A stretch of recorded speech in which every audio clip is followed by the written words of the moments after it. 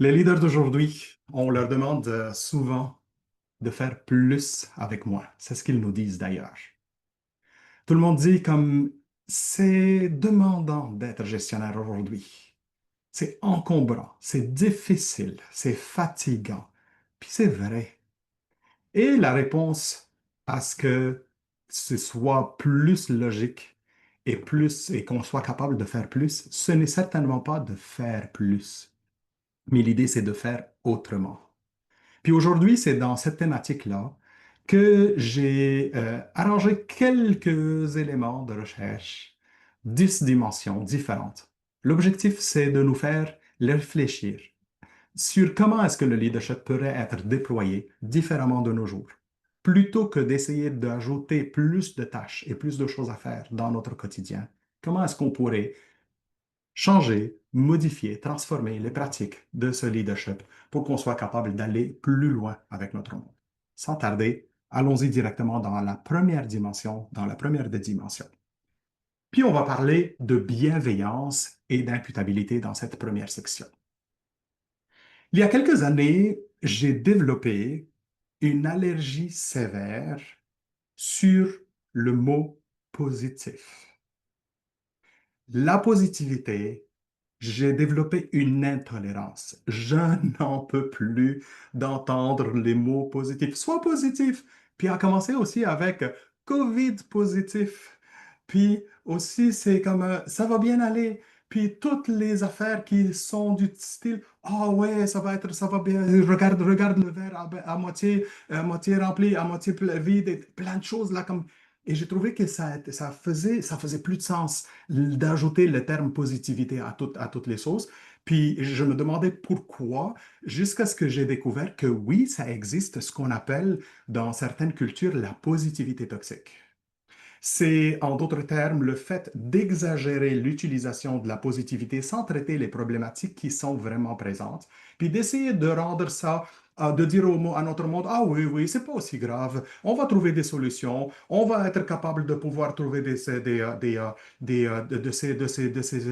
solutions pour ces éléments-là, puis ça ne marchait pas. Mais par contre, je me disais, si c'est pas de la positivité, est-ce que ça devrait être nécessairement la négativité qui est l'autre pôle? Puis non, parce que moi, j'aime pas ça, la négativité, puis ça me dérange d'être dans une perspective de négativité. Alors, ce serait quoi la différence avec ça? Puis la différence, c'est ce qu'on appelle la constructivité. Puis non pas n'importe quelle constructivité, c'est la constructivité conversationnelle, à travers laquelle on ouvre des discussions avec les personnes pour comprendre exactement c'est quoi les problématiques qui les dérangent, qu'est-ce qui fait que ça ne va pas pour eux, puis on va les accepter et on ne va pas les laisser en bas de la pente, on va les accompagner pour pouvoir remonter à travers des discussions et à travers des conversations qui font du sens. Je vous donne des exemples, jetez un coup d'œil, regardez d'un bout toutes les phrases qui sont quelque part un peu qui remplissent du vide, pas nécessairement dans une certaine direction. Puis de l'autre côté, on voit tout ce qui est en lien avec cette constructivité. Et si vous remarquez, c'est tout, en grande majorité, des ouvertures aux discussions, des questions ouvertes, un premier acquiescement par rapport à la situation qui dérange, mais par la suite, tout de suite, un passage vers une réflexion, vers un appel à l'action, vers un appel à la solution. Puis c'est ça ce qu'on veut de que nos leaders soient capables de faire avec notre monde. Donc, dans ce cadre-là, on parle vraiment d'un cadre de sécurité psychologique. Puis la sécurité psychologique, c'est un terme qui ne date pas d'aujourd'hui, là. Les premières personnes qui en ont parlé, c'est dans les années 40, 1946-47. Mais dans ce temps-là, le terme émotion n'existait pas. Donc, quand on dit que c'est les gens qui sont émotionnellement sans danger, parce que parler d'émotion dans cette période-là, c'était pas permis. Mais aujourd'hui, on est capable d'en parler, puis de parler de cette sécurité qui est quelque part une perception de certaines personnes de se sentir bien et sans danger, sans risque, sans préjudice émotionnel dans le cadre et dans le climat dans lequel on est. Mais avec cette sécurité psychologique, on se dit, mais comment est-ce qu'on peut savoir si on est dans un cadre de sécurité psychologique. Puis voici quelques éléments qui nous permettent des indicateurs qui nous permettent de le savoir. Premier indicateur, on ne craint pas d'avouer publiquement ses erreurs et d'en tirer des leçons. Si notre monde cache des erreurs, ils se faufilent, ils essayent de ne pas dire la vérité, il y a quelque chose là comme qui n'est pas sécuritaire psychologiquement. Un autre indicateur serait on est différent puis on n'a pas à le cacher. On n'a pas à le cacher pour être accepté, c'est-à-dire que ce soit on parle ici certainement dans la diversité puis dans l'inclusion, quelle que soit notre différence, on se sent accueilli puis on se sent accepté avec toutes nos différences. Un autre indicateur serait qu'on est capable d'exprimer nos opinions de façon très libre, de façon très ouverte, sans nécessairement avoir peur, même quand on a besoin de dire que non, ça ne va pas, puis on n'est pas content par rapport à certains éléments. Et un dernier indicateur qu'on pourrait ajouter ici, c'est celui de on ose prendre des initiatives et on est soutenu pour le faire. C'est que les gens n'ont pas besoin tout le temps d'avoir à prendre la permission ou l'autorisation pour dire comme est-ce que tu permets que je fasse ça? Est-ce que c'est possible que je fasse que je prenne cette initiative? Mais les gens sont à l'aise de pouvoir prendre ces initiatives. On en a parlé souvent de bienveillance et de sécurité psychologique ces temps-ci, jusqu'à un moment où on s'est dit, est-ce qu'on en dit trop? Puis elle se trouve où, cette imputabilité? L'imputabilité, dans tout ce terme-là, comment est-ce qu'on pourra l'inclure? Puis, je vous mets une petite définition, une petite grande définition de l'imputabilité. Je vous laisse un instant pour la lire.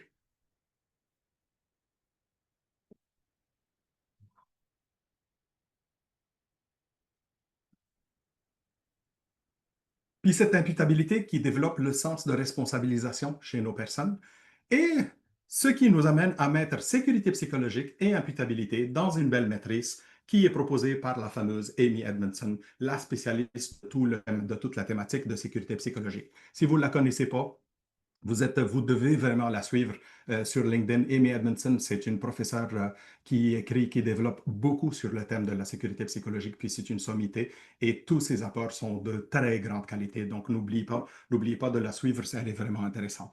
Quatre cadrans. Le premier, c'est le cadran dans lequel je ne sais pas qu'est-ce qu'on attend de moi, puis je sais que si ça marche, si ça va pas bien, je vais être blâmé par rapport à ça. Sais-tu quoi? Non. Je vais me déconnecter puis je vais me protéger.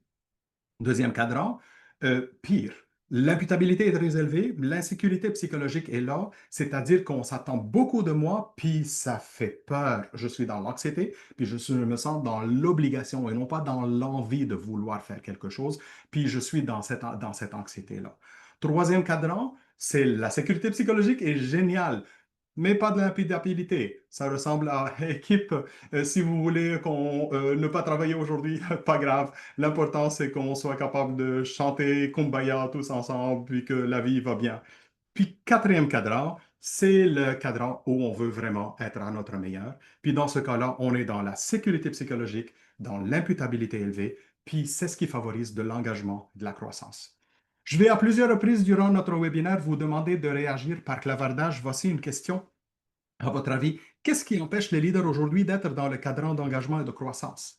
Je sais que ça va être un moment de clavardage négatif, un peu de chialage. Sautez-les, allons-y. Donc, qu'est-ce qui aujourd'hui nous empêche d'être dans ce cadran-là? Puis merci Corinne d'avoir partagé le lien pour Amy. Donc, Sophie dit oui, la recherche de résultats à tout prix, oui, puis l'obligation de vouloir le faire. Manque de proximité avec leur équipe. Désolé si je manque quelques-uns là parce que ça rentre rapidement. Les attentes élevées des entreprises, manque de clarté, notre mindset, oui, à nous. Surcharge mentale pour Daniel, la peur de trop lâcher prise pour Hind, déséquilibre entre rôle d'expert et de gestion, oui, sentiment d'urgence constant, normal qu'on ne voit pas les commentaires. Oui, normal qu'on ne voit pas les commentaires des participants. Pascal essaie de travailler là-dessus, mais comme on n'arrive pas. Mais moi, je vais lire autant que possible. Manque de mobilisation, micro-gestion, manque d'appui par la haute direction, manque de confiance entre les employés et les gestionnaires, très vrai, très, très vrai. Manque d'alignement dans la gestion des priorités des équipes et des besoins d'équipe. Manque de temps, pression opérationnelle, Oui, donc plein de trucs qui sortent, qui rentrent. Je vais essayer à un moment de copier tous ces éléments-là, puis peut-être vous les partager par la suite avec l'enregistrement et les diapos qui sont là. Le leadership demande de la proximité physique.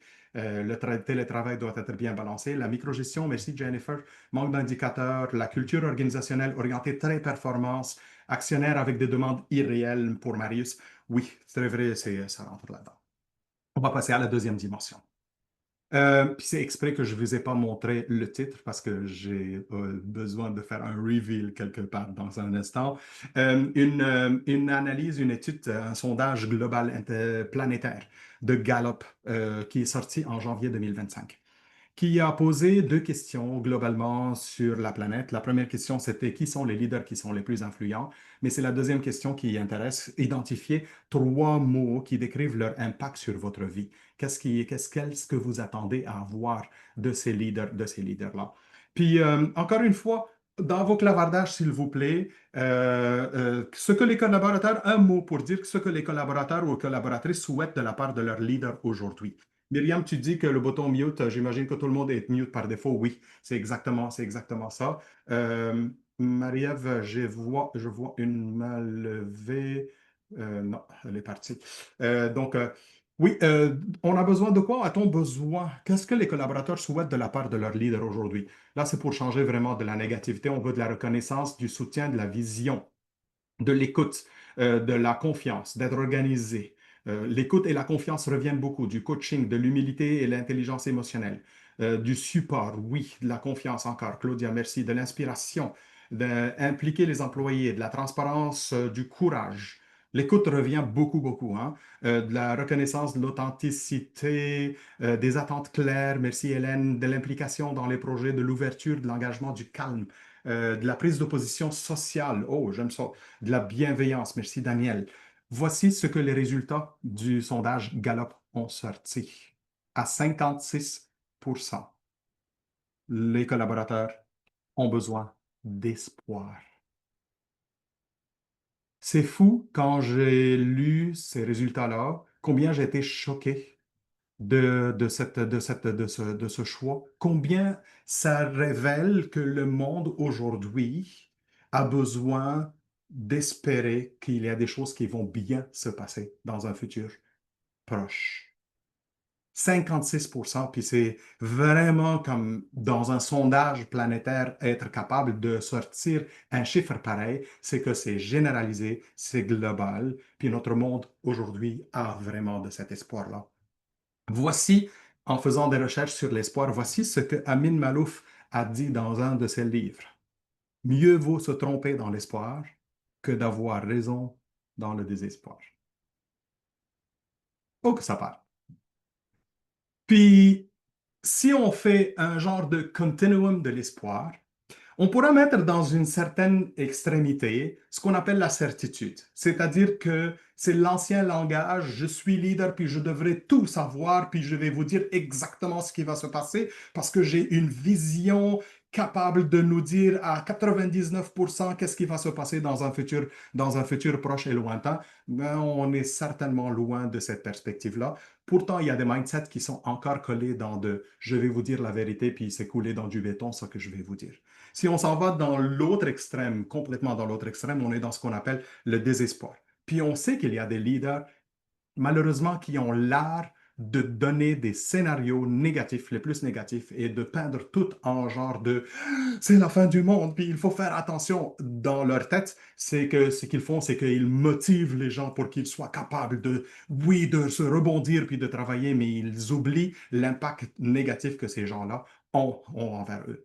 Mais c'est que, comme on vient de le dire, il ne faut pas quand même positivité et extra-positivité, certains éléments. Donc l'espoir, en quelque part, ce n'est pas de faire de fausses promesses et ce n'est pas de dire comme, ah oui, ça va bien aller, puis tout ira bien, mais d'être beaucoup plus dans le réalisme et dans la résilience. Puis vraiment d'avoir un entourage qui est encourageant, des gens qui vont soutenir les actions et surtout, surtout un leadership confiant dans les étapes, étape par étape ce qui va se passer. Eric dit, mon beau-père dit, j'aime mieux être heureux qu'avoir raison. Oh, que j'aime ça. Puis Danny, surtout dans le contexte actuel, l'espoir et la vision claire du futur proche est très porteur pour les équipes. Très vrai. J'adore ces éléments-là. Donc, l'espoir serait notre deuxième dimension. Passons à la troisième dimension. Un peu de place à l'autorité. Quoi? De l'autorité en 2025? Euh, ben non, ce n'est pas celle de 1925, puis ce n'est pas celle de 2025 qu'on connaît. Euh, puis, écoutez, jouons à un jeu là, comme j'ai vraiment envie qu'on fasse ça. Euh, dans le chat. Yeah, merci, merci Pasquale. Comme Pasquale nous a trouvé la solution pour pouvoir écrire à tout le monde. Ouf! Donc là, à partir de maintenant, si vous voulez répondre dans le clavardage, choisissez everyone ou tout le monde. Ça fonctionne, yes, je suis content. Maintenant, ça tombe bien. Supposons qu'on aime notre voisin, puis qu'on trouve qu'il est un super bon leader. Parce que quand même, il y a beaucoup de gens qui l'aiment et qui l'apprécient. Il faut dire, hein? Mais dites-moi, à votre avis, qu'est-ce qui est remarquable dans son leadership? Ne me dites pas tout ce qui est mauvais parce on les connaît puis la liste sera longue. Mais dites-moi, comment est-ce que ce personnage-là réussit à influencer autant de monde? Qu'est-ce qu'il y a de différent puis de fort chez lui dans son leadership à lui? Nathalie dit, il se positionne, oui, Noémie, il a confiance en lui. Il s'assume sans peur de choquer, oui. Il est à l'écoute et soutien. Communication simple et claire, en présence, non, non, il n'est certainement pas. Énergie positive, enthousiasme, oui. Il est rassurant et confiant. Il s'assume. Il inspire confiance. Il walk the talk, oui. Son authenticité, la cohérence. Il inspire la proximité humaine. Je ne sais pas combien, oui, peut-être, oui, les gens, ils parlent leur langage, oui, c'est ça la proximité humaine. Il n'a pas peur de l'opinion des autres, c'est vrai, Sonia. Il stimule la peur des gens, Marie-Ève, oui, c'est vrai qu'il vient leur parler de la négativité. Il est charismatique, oui, avec un point d'exclamation. Il ose prendre des risques, ça c'est vrai, il reste solide dans sa prise de décision, il est courageux, on s'en doute. Donc, n'empêche, c'est un modèle à étudier. OK? Moi, je suis certain qu'on va passer plus de temps encore à étudier ce phénomène différent qui sort du lot dans son leadership. Mais si on parle aujourd'hui de l'autorité, c'est parce qu'on a besoin beaucoup plus d'une autorité qui rassure, une autorité qui inspire, une autorité qui guide, une autorité qui protège, une autorité qui propulse. Puis c'est de cette autorité qu'on a besoin dans le leadership. On n'a pas envie de voir du leadership mou. On n'a plus envie de voir un leadership qui n'est pas capable de nous protéger, qui n'est pas capable de nous guider. Puis vous voyez, dans une définition du leadership aujourd'hui, trois dimensions essentielles qu'on devrait toujours prendre en considération. Les trois piliers sont l'autorité, la crédibilité et la proximité. L'autorité, non pas celle qui est exagérée et non pas celle qui est complètement partie, mais l'autorité qui est bien équilibrée, qui guide. Ajoutons à ça une bonne dose de crédibilité, c'est le fait d'être reconnu comme quelqu'un d'expert, puis qui dit vrai, puis qui intègre. Et ajoutons à ça certainement du leadership de proximité qu'on aujourd'hui, je suppose et j'espère qu'on est rendu bon à travers tout ce qu'on en dit à propos du positionnement. Je sais qu'on a beaucoup encore à travailler, mais l'idée principale, c'est d'utiliser de bonnes doses de ces trois éléments dans ces dimensions, dans ces dimensions. Fini et révolu depuis longtemps le temps où on dit, et toi, c'est quoi ton style de leadership? Parce qu'on ne peut plus avoir juste un style de leadership. Les leaders qui réussissent aujourd'hui sont ceux qui sont capables d'aller chercher les bonnes doses d'autorité, de crédibilité, de proximité, dépendamment des différentes situations, puis dépendamment aussi des personnes avec qui on travaille. Puis ce sont eux, ceux qui sont capables d'aller chercher la bonne formule qui est situationnelle, qui est adaptée à la situation et aux personnes. Donc, je vous invite quelque part de faire un exercice plus tard avec vos leaders dans vos organisations. Peut-être leur montrer les trois éléments, l'autorité, la crédibilité et la proximité, puis aussi de réfléchir avec eux sur les éléments comme quelle est la tendance dans l'organisation aujourd'hui? Sommes-nous trop dans une tendance de proximité, trop dans une tendance d'autorité ou de crédibilité? Qu'est-ce que nous favorisons? Qu'est-ce que nous mettons plus de lumière sur quel type de compétences ou de comportement? Puis, quelle serait la dimension peut-être à renforcer un peu plus pour ramener un peu d'équilibre, pour pouvoir vraiment être bien dosé. Carl dit, certains ont un leadership naturel utilisé sans agilité devient un angle mort important. Très vrai, Carl, je suis très d'accord. Puis Shruti, combien de temps ça peut prendre pour un nouveau leader de maîtriser ces dimensions? Moi, je dirais jamais il ne maîtriserait à 100% ces trois dimensions. C'est un travail en continu. C'est un non-stop, là. Il faudra tout le temps. Mais juste, Shruti, rappelez-vous, les leaders, les meilleurs leaders que vous avez appréciés, ce sont ceux qui ont été très capables de balancer et de doser quand c'est nécessaire ces trois dimensions. Et malheureusement, les leaders que vous avez le moins appréciés dans votre vie, ce sont ceux qui ont ou bien une de ces trois dimensions qui n'était pas présente, ou bien une de ces trois dimensions qui était exagérée, surutilisée. Puis c'est ce qui amène à un déséquilibre dans le leadership présent. Très bonne idée et vision à proposer aux leaders quand ils ont pris la charge et le flux de travail. Merci, Tasnim. Nathalie, difficile sans prendre un moment de réflexion, mais bien accompagner un leader peut prendre conscience. Oui, certainement. J'ai plusieurs leaders pour Danny qui étaient des membres de l'équipe avant de leader leur équipe, de leader leur équipe. Ils sont plus dans la proximité et la crédibilité et moins dans l'autorité. Oui. Puis attention, il ne faut pas comme développer chez eux l'autorité qui blesse, qui tue, qui dérange, mais beaucoup plus l'autorité qui inspire et qui fait grandir. Donc, pour Marie-Claude, pour moi, c'est la crédibilité le numéro un. C'est génial, ça. Quatrième élément, le leadership invisible. Bizarre de le dire. Mais un article de janvier 2025 qui est apparu dans la revue Gestion de HEC Montréal. Dans cet article-là, j'ai eu le plaisir de participer avec Emmanuelle Legril. Puis elle parle d'un certain leadership invisible qui est celui du leadership backstage, du leadership des coulisses. C'est le leadership qui n'a pas peur de mettre la lumière sur les collaborateurs, beaucoup plus que de mettre la lumière sur lui-même. C'est le leadership qui est capable de donner les crédits ou de donner des responsabilités ou de surtout développer l'autonomie et la capacité de ses membres à prendre en charge. Parce que naturellement, et d'après mon expérience, les leaders sont de super bons créateurs d'employés paresseux. Et tout ça, c'est grâce à leur passion. Ils sont tellement passionnés, ils veulent tellement faire bien, ils veulent tellement donner des réponses à tout, que tout ce qu'ils sont en train de faire, c'est de développer des employés qui sont dépendants d'eux, puis des employés qui sont non autonomes et qui ne savent même pas réfléchir pour aller plus loin, parce qu'on les a habitués qu'à chaque fois qu'ils ont besoin de quelque chose, ils vont venir. Puis ensuite, on se dit, pourquoi est-ce que ces leaders, pauvres leaders, ne sont pas capables de faire plus? Oui, mais c'est parce qu'ils sont tellement sollicités par leur monde. Un modèle intéressant qui part vraiment d'un côté de la gestion directive ou dans ce qu'on appelle de l'autocratisme vers de l'autre côté qui est plus dans le leadership invisible ou dans l'autonomisation, puis de développer l'autonomie.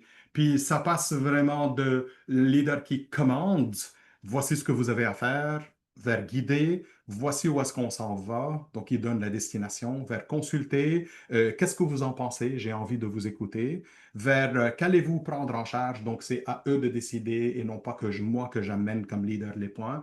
Valider, c'est-à-dire faites votre recherche, faites votre travail, puis venez juste pour avoir ma signature au Mongo pour qu'on soit aligné, puis jusqu'à laisser faire avec une équipe qui est mature, autonome, capable de se prendre en charge. Puis je vous fais confiance, décidez, puis revenez chez moi si vous avez besoin de moi ou si vous avez des problèmes. Sinon, vous êtes capable de travailler, puis moi, je vais m'occuper de mes affaires.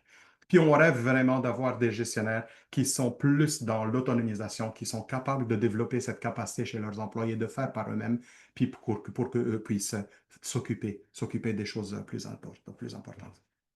Dans tout ça, il y a un lien de confiance qui se développe. Une belle phrase de Warren Buffett qui dit, la confiance, c'est comme l'air que nous respirons. Lorsqu'elle est présente, on ne la remarque même pas vraiment. Mais c'est malheureusement quand elle est absente que cette confiance-là devient difficile à gérer. Donc, et elle devient vraiment apparente. C'est le moment pour passer à notre cinquième élément. Cinquième dimension, un concept. Janine est là, on a inventé ce concept-là, elle et moi. On a fait des recherches, puis on a dit comme, ah, tiens, le retour sur investissement de ce qu'on appelle de l'énergie du leadership. Puis, c'est quoi en d'autres termes? On s'entend bien qu'un retour sur investissement, sa définition, c'est de dire comme voici le coût que ça m'a coûté une certaine action, voici le bénéfice que j'en retire, puis c'est ce ratio qui va me permettre d'avoir un genre de pourcentage qui va me dire voici le retour sur l'investissement. Donc, c'est un bon retour d'investissement quand ça me permet d'avoir de plus, un meilleur pourcentage sur mon retour. Puis, Janine, en faisant ses recherches, elle a trouvé une belle phrase de Cyril Sardet. Décrire le leadership comme une énergie le place déjà non pas comme une qualité ou un résultat, mais bien comme une manière d'entrer en relation. Cette énergie, impulsée par un individu sans être portée entièrement par lui, est lancée et attrapée par les uns et les autres comme un ballon. C'est beau comme concept de parler de l'énergie du leadership dans un contexte où l'énergie devient une denrée rare. Ça devient très rare d'avoir cette énergie. Puis on le sait dans toutes nos organisations, les gens sont fatigués, sont tellement, tellement fatigués. Tout ce qui est développé avec Janine ou par Janine est incroyable. C'est vrai, Karine, là, je confirme parfaitement. Mettez dans le chat, s'il vous plaît, qu'est-ce qui gaspille l'énergie des leaders? Qu'est-ce qui gaspille l'énergie de vos leaders? Vous réfléchissez. Les fausses urgences. Oui, Françoise. Très vrai. Pas d'autre. Le micromanagement. Oui, la négativité, la tolérance, le manque de confiance, la négativité. Oui, la bureaucratie. Oh my God, Mélanie. Ils vont à l'encontre de leur naturel, Anaïs. La perfection. L'hyperconnectivité. Oui. Les conflits non gérés, puis oui, qui se cumulent. Le red tape, la gestion des priorités, le manque d'autonomie. Des interruptions constantes. Les processus qui sont complexes, Sophie, oui. Puis on est fiers, les gens qui les développent sont fiers vraiment de développer des processus complets et parfaits, malheureusement, qui ne sont pas applicables. Non prise de décision, le multitâche, le manque de courage, le manque de délégation, l'incompétence, les hyperdépendants. Oui, oui, oui, Atia. La résistance au changement, la crainte de déléguer, manque de soutien. Merci, Massan. C'est vrai, là, c'est comme... des fois, là, je vous pose des questions pour faire sortir toute la négativité, mais c'est vrai que je les lis, puis je sens la lourdeur, puis je sens combien c'est difficile de pouvoir gérer ça. Marie-Ève, dire qu'il manque de temps, alors qu'il y a plein de sources de perte de temps, comme processus pas efficace, puis meeting inutile, oui, puis la mauvaise gestion des relations, puis l'incompréhension du milieu. Oui, beaucoup, beaucoup d'éléments, puis notre cellulaire, c'est vrai. Mais à culpa. Puis les meetings, c'est vrai, Marius, les meetings inutiles, là, c'est comme on est rendu des super, très efficaces à développer puis à créer des meetings. Si vous êtes intéressé de voir plus sur la recherche qu'on a faite, Janine et moi, par rapport à l'énergie du leadership, il y a un article qu'on a sorti, puis je vais vous mettre le lien pour l'article, mais dans lequel on parle de ces quatre façons différentes pour pouvoir mieux gérer mieux aller dans cette énergie-là, puis aller en profiter au maximum là-dedans. C'est d'investir dans les actions à valeur ajoutée, d'orienter les activités à développement, de multiplier l'impact par implication et de recycler en ressourçant en continu. Puis il y a des idées et des trucs, des astuces à aller découvrir là-dedans. Il y a même un diagnostic que vous pouvez faire pour pouvoir trouver où est-ce que vous serez, comment vous serez par rapport à ça. Sixième élément, communication connectée. Et dans cette communication-là, dans cet exercice, vous allez marquer un point, donnez-vous un point, à chaque fois que vous pensez que vous ou un leader de votre organisation utilisez l'un des moyens suivants. Puis c'est tout autour de la communication slash techno. Donc, êtes-vous prêt pour vous scorer vous-même? On commence avec le premier élément. Avez-vous créé votre avatar? Êtes-vous déjà intégré dans le monde méta? Marquez un point si vous avez votre propre avatar. Oui, Marielle a déjà un point. Envoyer des communications par vidéo courte. Au lieu d'envoyer des textes, au lieu d'envoyer des courriels puis des documents, puis vous envoyez ça, les communications, par des mini-vidéos au style TikTok, Instagram, puis de ce monde. Texter avec votre monde pour coordonner plutôt que de leur envoyer des courriels. Faire des remue-ménages en utilisant des tableaux blancs virtuels collaboratifs du style Whiteboard, Microsoft Whiteboard, Miro, Mural et plein d'autres applications. Je vois des 1, des plus 1. Yes, yes, oui, comptez-les. Partagez les liens plutôt que des documents attachés par courriel. Il y a encore des gens qui utilisent toute la suite Microsoft puis qui continuent à envoyer version 1, version 2, version 3 plutôt que d'utiliser la technologie pour développer directement dans la même documentation. Utilisez des outils intégrateurs comme Microsoft Planner, Loop, List, Viva Engage, puis si tous ces termes vous sont bizarres, ça existe dans toutes les suites Microsoft 365. Donc, allez les découvrir. Évoluer dans l'écriture des prompts IA. Aujourd'hui, on n'est plus dans la question est-ce que tu utilises l'intelligence artificielle? On est beaucoup plus à entraîner son agent IA personnel. L'avez-vous fait, cette agentification? Est-ce que vous avez commencé à développer ça? Puis pour ceux qui vont choisir l'IA par la suite dans les cercles, vous allez certainement, les cercles d'échange, vous allez certainement en discuter. Est-ce que vous vous basez sur des données engendrées automatiquement, euh, comme par exemple le Power BI? Et dernière, est-ce que vous utilisez les histoires, les émotions pour influencer? Je ne sais pas c'est quoi votre score. Ouais. Donc, Françoise en a 4, 5 pour Pierre. Je ne sais pas pour les autres. Mettez votre score si vous en êtes fier ou pas. Mais c'est comme si vous n'en êtes pas fier, là, si vous avez un ou deux, là, c'est-à-dire qu'on a du travail à faire, yes. Donc, on va vouloir développer. Oh my God, ND est à 7. Yes, yes, yes. Moi non plus, là, je ne suis pas à 10, hein. Juste pour vous dire, là, comme euh, j'ai du travail vraiment, vraiment à faire là-dedans. Les compétences du futur comme septième dimension de ce leadership moderne. Un beau modèle qui nous explique l'évolution à travers les différentes ères. On est passé de... Aujourd'hui, on appelle ça l'ère augmentée. Puis à un moment, je ne savais pas qu'on n'était plus dans l'ère de l'information. On est plus dans l'ère augmentée, c'est-à-dire l'ère dans laquelle on utilise la réalité virtuelle, puis la réalité augmentée, puis on utilise vraiment tout le monde méta. Puis vous voyez un peu comment la différence, c'est-à-dire que, par exemple, les talents, en passant d'une ère à l'autre, comment est-ce que ça évolue? Je ne vais pas vous lire ça, je vais vous laisser un instant pour pouvoir voir ça. Puis Stelly qui dit il y a beaucoup de travail à faire. Très vrai, Stelly. Puis les connaissances, donc on passe de généralistes dans l'ère de la cueillette et la chasse vers des créateurs aujourd'hui. On n'est même plus des experts, on n'est plus appelé à être des experts. On va utiliser l'expertise pour créer quelque chose de nouveau. Puis on est à la recherche aujourd'hui d'amplification cognitive. Puis pour moi, là, c'est un terme très fort, cette amplification cognitive, parce que on n'est plus dans le apprendre à bourrage de crâne, puis faire rentrer vraiment toutes les connaissances, mais on est beaucoup plus à voir comment est-ce que je peux utiliser les connaissances qui sont à ma disposition et les amplifier pour pouvoir les utiliser. Mais le choc dans tout ça, c'est le suivant. On est ici, dans le temps, donc on est dans le début de cette ère qui est augmentée, de celle de l'ère augmentée.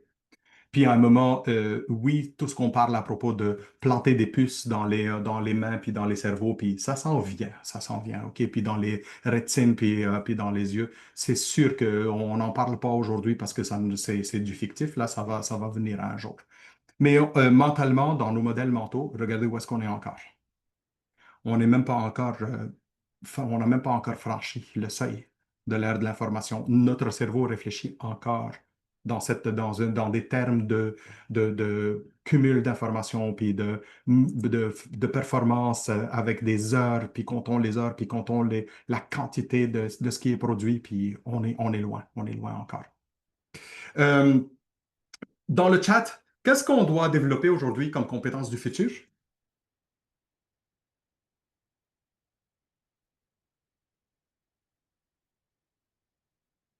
Donc, à votre avis, qu'est-ce qui est à développer? La capacité d'adaptation, l'adaptabilité, oui.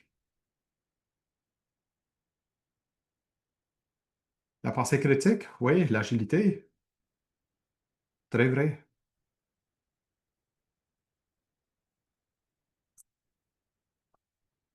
De nouveaux mindsets, l'intégration des IA, apprendre à apprendre, oui. Puis peut-être apprendre à désapprendre d'abord, Danny aussi. La curiosité, la pensée réflexive, les habiletés relationnelles, puis la collaboration, très vrai. Voici ce que les World Economic Forum nous dit à propos des compétences qui sont les plus essentielles en 2025, mais voyez celles qui sont les plus essentielles pour 2030. Puis ce que vous voyez en gris, ce sont les compétences communes entre les deux colonnes. Et on voit un peu que le IA et le big data sont en haut de la liste dans tout ce qui est visé pour 2030. Puis on n'est pas surpris. On n'est pas surpris. Huitième, en mode co. Mettez dans le chat des mots que vous connaissez qui commencent avec le mot co. Donc, des mots qui commencent avec le mot co. Collaboration, coopération, co-création. Oui. Co-développement, communication, connexion, co-création. Oui. Co-développement, co-création, coopération. Ça rentre vraiment vite, hein. Coévolution, ah, ça, c'est nouveau. Oui, cœur, oh oui. Copilotage, cocorico aussi, quand même. Oui, coworking, cohérence. Yes, oui. Il y en a plein. Co-entreprendre, complément, copilotage. Surtout le copilotage, je vais vous en parler, c'est la dimension que j'aimerais bien vous en parler. Il y a quelques semaines, j'ai écouté une conférence de Tutelo. Puis dans cette conférence de Tutelo, Rosemary qui donnait cette conférence-là, je ne sais pas si Rosemary est avec nous, Rosemary Boulanger, elle parlait d'une pratique qui est très intéressante chez Tutelo, dans laquelle ils mettent deux personnes comme leaders d'une équipe, puis ils sont en mode co-gestion. Puis ce sont deux personnes qui travaillent ensemble. Combien vous imaginez la dimension de prise de décision à deux, la dimension de être capable de se soutenir à deux, la dimension de pouvoir d'être capable de prendre des vacances ou de s'absenter quand on est deux, la dimension que le monde, la disponibilité envers notre équipe quand on est deux, puis combien est-ce qu'on est capable de se diviser encore dans des tâches différentes quand on est deux. Puis c'est un modèle qui est intéressant. Donc, puis Carl dit, nous avons actuellement deux co-directeurs généraux dans notre organisation.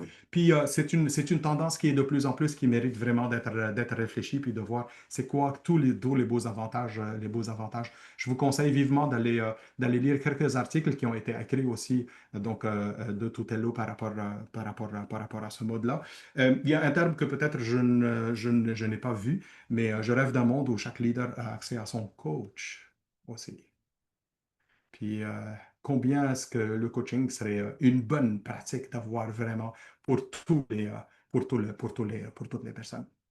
Je vis dans mon implication sociale où je partage un rôle avec une autre personne et c'est un bel exercice de communication. Je sais de quoi tu parles, Danny.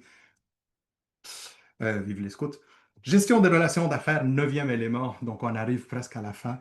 Un modèle, une tendance très tendance, donc un élément, un concept très tendance aujourd'hui. Ça veut dire quoi le business relationship management? Vous savez, donc je lis d'abord, favoriser des partenariats solides, stimuler la création de valeur et aligner les stratégies d'affaires avec les parties prenantes, termes clés, les parties prenantes habilitantes, créer un environnement collaboratif où les objectifs mutuels sont atteints et l'innovation est encouragée. En d'autres termes, on a tellement parlé de user experience au début, puis ensuite de l'expérience client, puis ensuite de l'expérience employé, puis ensuite on est venu dans l'expérience gestionnaire. Mais aujourd'hui, on est beaucoup plus dans l'expérience partie prenante. Puis l'expérience partie prenante, c'est-à-dire que quand je travaille pour être fournisseur ou client à un autre département, à un autre service ou à un autre fournisseur qui est quelque part connecté à moi, il faut que je comprenne sa réalité, puis il faut qu'ils comprennent ma réalité pour qu'on soit capable d'aligner et de ne plus tomber dans des pièges ou dans de l'inefficacité. Et d'être capable, on est en plein dans l'intelligence collective, Mélanie, je suis très d'accord avec toi. Puis, il y a plein d'outils qui nous permettent de réfléchir par rapport à comment est-ce qu'on se positionne par rapport à ces différents éléments, parmi lesquels une matrice qui va nous permettre de dire comment est-ce que je peux classer mes parties prenantes par rapport à l'intérêt qu'ils ont envers ce que je fais, puis par rapport à l'influence qu'ils ont. Puis moi, j'aimerais bien transformer tout ce monde-là, tout ce beau monde-là, en mes alliés, en des personnes qui sont capables de connecter avec moi, puis de travailler, qu'ils aient une influence élevée, on s'influence mutuellement, puis qu'on puisse avoir de l'intérêt naturel par rapport à ces éléments-là. Moi aussi, j'adore mes matrices, Nathalie, là, c'est comme, je les aime bien. Je mets deux choses là comme dans deux axes, puis ça explique le monde que j'aime ça. On va terminer avec un dixième, un dixième thème, une dixième dimension qui est celle du leadership durable. Et le leadership durable, c'est quoi au juste? Parce qu'on se pose souvent la question, est-ce que lui-même, le leadership, il est durable ou est-ce que les impacts de ce leadership-là est un impact durable? Puis on parle aujourd'hui que c'est une posture qui propose des solutions aux défis mondiaux, gouvernementaux, sociaux, de gouvernance, euh, qui sont aussi le leadership durable est basé vraiment sur des stratégies long-termistes qui considèrent 3 P, les personnes et la planète et surtout la pérennité de l'organisation et de l'équipe, mais aussi c'est un processus d'influence en tant que tel qui va permettre de transformer aujourd'hui ce qu'on est en train de faire pour qu'on soit dans un futur désirable, qu'on aimerait bien, nous et les autres personnes qui vont nous suivre, qu'ils puissent être là-dedans. Il y a un beau modèle de référence qui sont les objectifs mondiaux, que vous pouvez là-dedans trouver des orientations pour pouvoir aller dans une certaine direction. Mais aussi, je vais terminer avec des forces motrices pour un leadership durable. Euh, Pendant que je vais les mettre un par un, puis essayer de vous donner une note sur 10 par rapport à cette pratique de leadership chez vos leaders. Personnellement, pas nécessairement de les écrire dans le chat. Donc, juste réfléchissez, puis donnez-vous une note sur 10. Est-ce que chez vous, il y a une vision à long terme assez claire? Les décisions sont-elles conscientes? Les gens prennent des décisions qui sont conscientes ou est-ce que c'est vraiment par mécanisme? Donnez-vous une note à 10 sur combien est-ce que c'est développé. La résilience. Est-ce que les gens s'écrasent sous le poids des échecs ou des difficultés ou est-ce qu'ils ont la capacité de rebondir? L'innovation, de faire différemment, de créer de nouvelles façons de faire. Votre monde, vos leaders sont-ils assez agiles? Est-ce qu'il y a la notion de leadership collaboratif? Les gens se consultent, travaillent ensemble, se parlent, échangent les bonnes pratiques. La responsabilité sociétale, est-ce que c'est-tu au centre de la conversation? Est-ce qu'on voit quelque part l'impact de nos décisions sur les autres? Puis tout le volet de l'éthique et de l'intégrité. Est-ce que c'est un milieu sain? Puis combien vous vous scorez là-dessus? C'est ce qui fait qu'on termine avec ça, nos 10 dimensions pour un leadership moderne. Les voici encore une fois devant vous. Mais aussi, ça dit que c'est le moment qu'on va ouvrir les salles